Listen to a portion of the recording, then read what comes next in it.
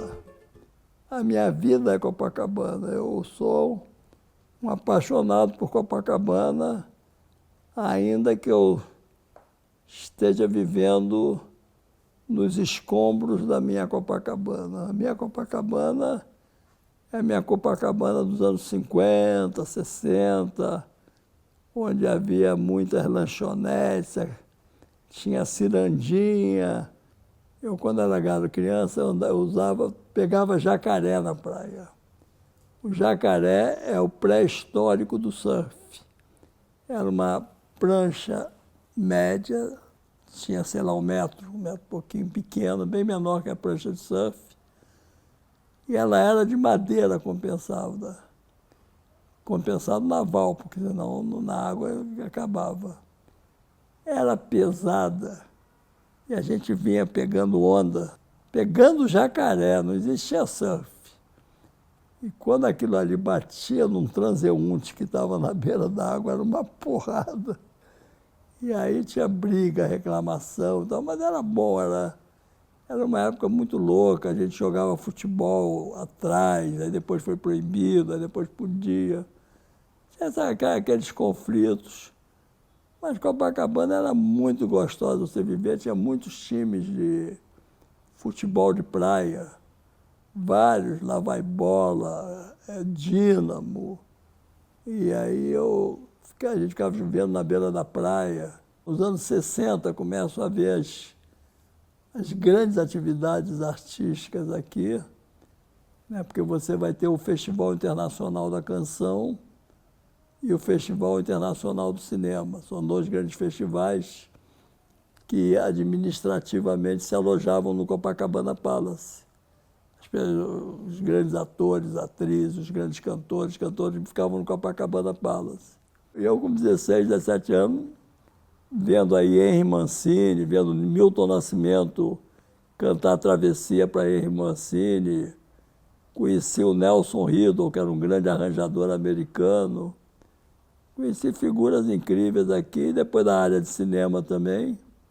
Conheci a Lena Crespi, que foi uma grande atriz brasileira. E aí era uma festa, era divertido morar aqui em Copacabana. Eu também gosto muito da Tijuca. Eu gosto muito da aldeia campista, onde eu morei também. Por que eu morei lá? Porque até os 5, 6 anos eu morei na Tijuca. Morei na Alves de Brito e depois a gente mudou para Copacabana, para Raimundo Correia, e minha avó sempre morou na Senador Soares. Passei minha infância lá, os muros eram de um cimento áspero, a gente ficava passando estalinho para fazer barulho, soltava pipa. Quando eu voltei para o Brasil, eu voltei para morar lá. Morei nessa casa de 76, final de 76, até 84. Aí um dia nos anos 80 eu vim passear em Copacabana, me senti em Manhattan. Aí eu falei, não, aquilo ali me pertence. Aí mudei para Copacabana, primeiro bairro Peixoto, e aí comprei esse apartamento, vim para cá, estou aqui desde 90.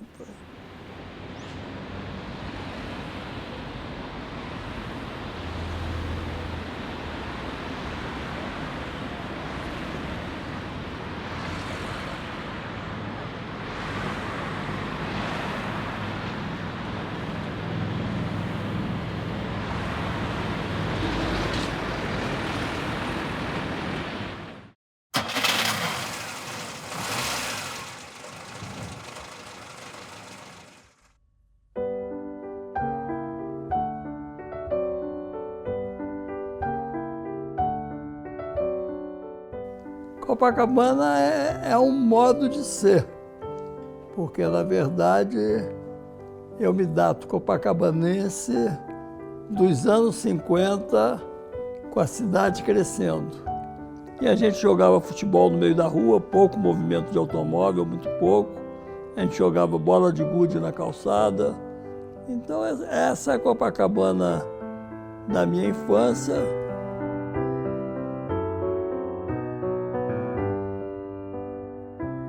E o Copacabana Palace era o grande hotel recebia as grandes estrelas, mas era também um monumento, um lugar que você podia entrar, curtir, sentar. Então, eu tenho muitas saudades desse bairro, dessa infância que eu vivi em Copacabana.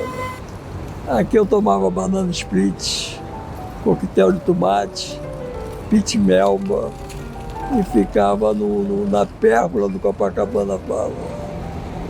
E a gente ainda ganhava de presente uma porçãozinha de amendoim, para poder ficar vendo as estrelas e curtir. Aqui Leon Hirschman escreveu com Vinícius de Moraes trecho do filme Garota de Ipanema. Esse hotel aqui tem uma história incrível. As boates cariocas famosas ficavam aqui em Copacabana. Então aqui é o centro dessa boemia, Galeria Alaska, onde você comia mexilhão e tal. Olha aí, ó. Encosta ali essa estátua aqui, ó.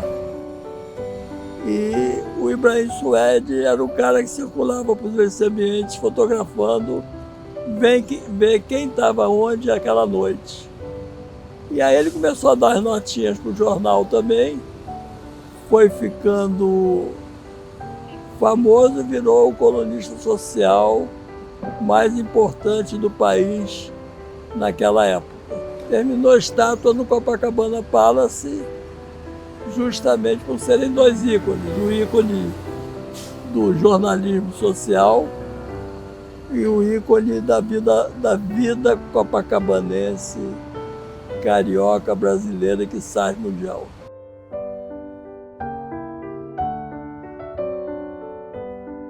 Ao lado do meu prédio, embaixo, tem uma ruazinha, uma entrada, onde ficavam as boates, onde a noite carioca, a bossa nova nasceu. Ali tocava Johnny Alf, Geraldo Vandré, Sérgio Ricardo, todo mundo tocava ali no Bottles. E tudo isso nessa região aqui.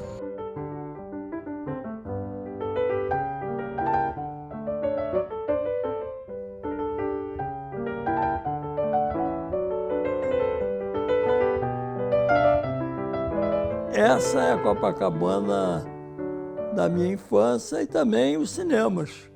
Copacabana era a Cinelândia da Zona Sul. Eu morava num quarteirão que na frente da minha casa tinha Metro Copacabana, que eram os grandes épicos, todos os grandes épicos americanos, passavam em frente à minha casa. Ao lado era o Arte Palácio, eram as comédias italianas. Alguns passos tinham Copacabana, que era a chanchada brasileira, os filmes brasileiros, era Severiano Ribeiro.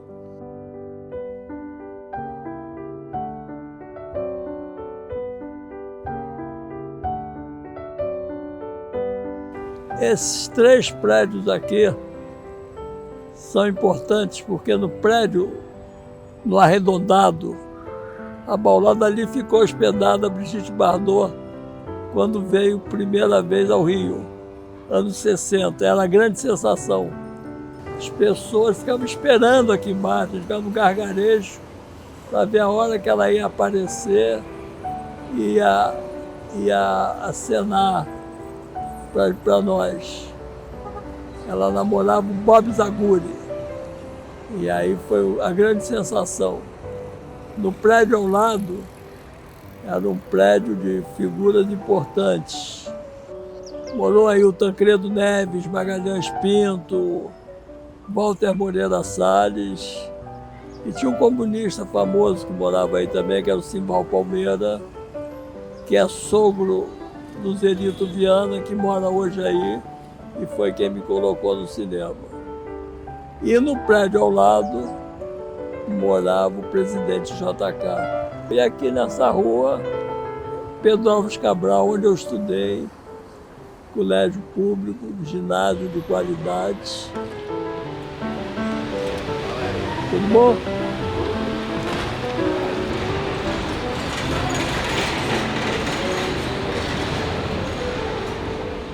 Eu não entro aqui desde 1965.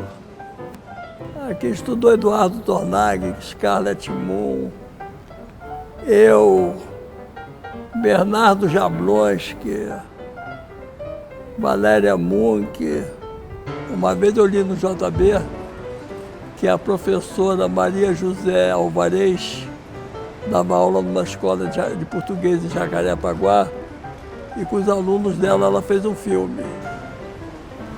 E aí um dia eu estou aqui esperando da hora para entrar na escola, e aí olha a fotografia do jornal passar aqui na minha frente. E aí eu vi que a Maria José era professora aqui também. E aí começou a mexer com a minha cabeça, eu falei, se ela pode fazer filme com os alunos dela em Jacarepaguá, eu em Copacabana também posso fazer cinema. E aí eu comecei a borbulhar cinema na minha cabeça.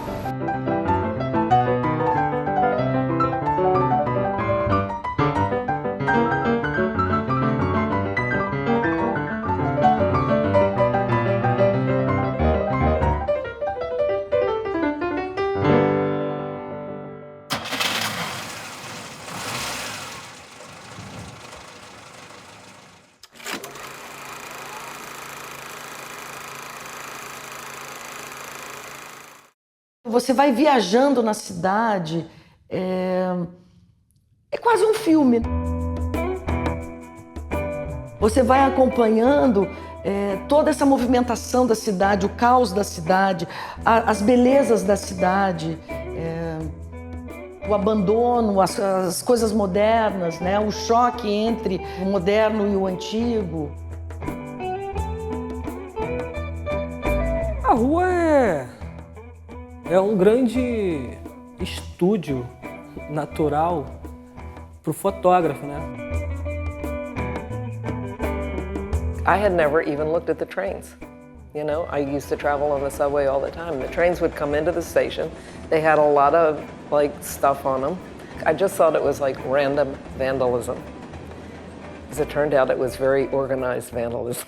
Toda vez que eu pego a câmera ou que eu saio de casa, eu busco aquela coisa mais simples, assim, uma coisa do dia a dia, correria, todo mundo passa batido.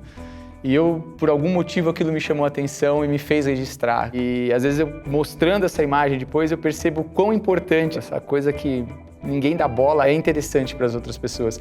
Esse invisível comum é o que me atrai no clique, assim, de querer mostrar essa minha procura diária na rua.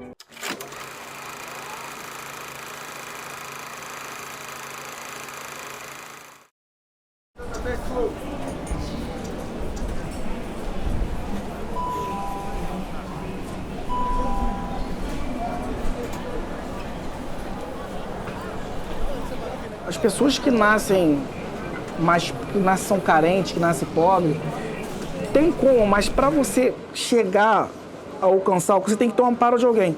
Tipo assim, no meu caso, eu tive que começar muito cedo a trabalhar cedo, não só eu, mas como a maioria das tem que começar a trabalhar muito cedo. Se eu tivesse um amparo, se minha mãe tivesse um salário um pouco maior, por exemplo, eu não precisaria ter começado a trabalhar aos 17 anos de idade. Como que eu ia fazer uma faculdade? Por morar longe, tem esse detalhe também, mas tiver um amparo, uma ajuda, se os meus pais estivessem em condições, com certeza daria para fazer alguma coisa, ter estudado.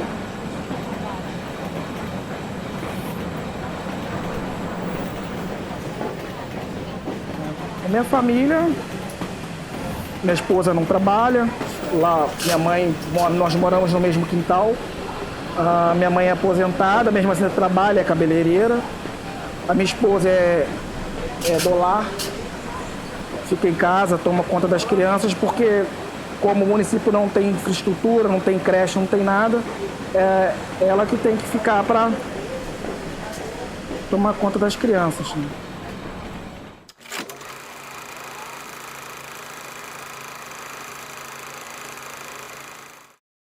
O grupo tá na rua, grupo que há 36 anos ocupa as praças, avenidas, espaços abertos da cidade do Rio de Janeiro, do estado do Rio de Janeiro. Quando você está na rua, você está entrando em contato com essa magnífica diversidade que é o ser humano.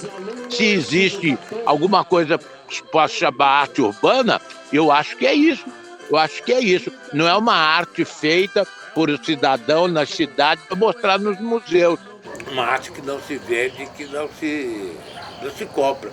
É uma arte que se realiza no encontro do artista e da sua obra com a população, sem discriminação de qualquer espécie, em todo e qualquer lugar. E eu, trabalhando na rua, comecei a entender que tudo que a gente faz artisticamente é para ser doado. Ninguém faz nada para guardar em casa. Tudo que você faz da sua produção artística, você está fazendo para que aquilo seja doado. Você está fazendo aquilo com o melhor lado do ser humano, o lado do doador universal.